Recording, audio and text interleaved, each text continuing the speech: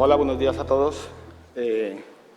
Agradecerte, Agustín, haberme invitado a esta mesa y, por supuesto, decir que es un honor estar en esta mesa con el doctor Fontcuberta, amigo y, sobre todo, a quien admiro. Así que es un placer.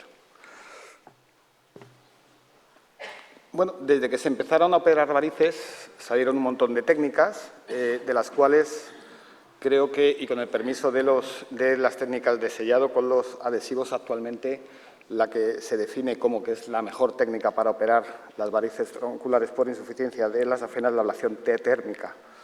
Y esto, bueno, pues, y esto lo dicen las guías. Una vez que hemos decidido que esta es la mejor técnica, hay que pensar qué es lo que vamos a hacer, si radiofrecuencia o endoláser. Parto de la base, como bien decía el doctor Arroyo, que son dos técnicas excelentes. Entonces, estoy aquí para dar las razones de por qué yo hago de rutina endoláser y no hago de rutina radiofrecuencia. La primera de ellas. Vamos a desmontar un mito. La radiofrecuencia es mucho más fácil, es mucho más sencilla. Probablemente sea así, es más sencilla. Yo creo que simplemente es que es más automática. Eso probablemente sea una ventaja, pero creo que a un cirujano vascular decirle que una técnica de radiofrecuencia o una técnica de endoláser es complicada, creo que es más complicado una simple embolectomía o hacer una safenectomía. Segundo, anestesia. Con el endoláser no es necesario hacer tumescencia. Creo que estaremos muchos de acuerdo en que no es lo mismo a una paciente despierta o con un poquito de sedación pegarle 10 pinchazos en la cara interna del muslo y que luego encima le duela y que no se nos mueva mientras intento canalizar la safena porque al anestesista se le ha ido la mano con la anestesia, a decir a la paciente dulces sueños con una mascarilla laringea y cuando se despierta sigue soñando. Creo que es una diferencia importante. En tercer lugar, el control del procedimiento. El endoláser te ofrece un control del procedimiento que, bajo mi punto de vista, no lo ofrece la radiofrecuencia. Es decir, con el endoláser ves en todo momento qué es lo que estás haciendo, puedes repetir zonas, puedes aumentar potencias, puedes disminuir potencias. Es verdad que es un procedimiento mucho más manual, mucho más artesano, entre comillas, pero sí que nos permite hacer cosas que con la radiofrecuencia probablemente simplemente nos tenemos que ceñir a cada 7 centímetros o 3 centímetros en función del catéter que usemos. Bueno, pues suponer que ahí se está quemando algo que realmente es que se quema.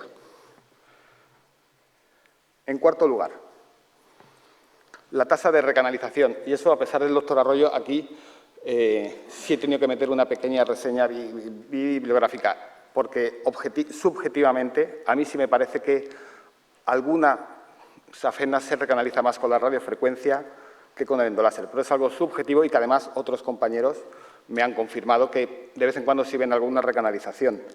Entonces, uno se va a las revisiones que hay y efectivamente ve que, no de forma inmediata, sino a medio plazo, a 1 o 3 años, sí hay una tasa de recanalización quizás mayor con la radiofrecuencia que con el endoláser.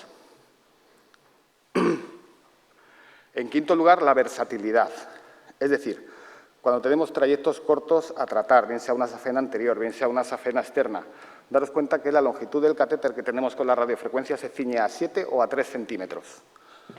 Con el láser se ciñe a milímetros. Es decir, cuando tenemos un trayecto muy corto de tratar, o bien una safena anterior o bien una safena externa que enseguida da la R3, es verdad que en estos casos los tratamientos con microespuma van muy bien, pero se puede hacer con un tratamiento con el endoláser con cierto grado de sencillez. Y además, la radiofrecuencia es un catéter que entra por un interruptor de 7F y las actuales fibras de láser pueden incluso entrar por una bocat de 14 Gs, con lo cual, bueno, pues no es algo que sea muy importante, porque una vez que has canalizado la vena, pues te da igual con que lo hagas, pero es una diferencia. En sexto lugar, el coste. El coste de la fibra de láser es significativamente más barato que el coste de la radiofrecuencia. Es verdad que esto, a la hora de ver los resultados, no nos debería de ser importante, Si una cosa es mejor que la otra, claramente, pues el coste pierde mucha importancia, pero en este caso, efectivamente, hay una diferencia de coste que puede ser significativa para dos técnicas que funcionan muy bien. Y la última, yo creo que la más importante de todas, es la experiencia. Es decir, cualquiera de las dos técnicas te va a dar buenos resultados. Cuantos más casos hayas hecho, más te vas a sentir a gusto con esa técnica y mejores resultados vas a tener y, por tanto, creo que se decida cuál se decida, y bueno, alguien puede intentar cambiar con esto que vamos a contar el doctor Fontcuberto y yo, al final la técnica que usemos habitualmente con buenos resultados es la que debemos de usar.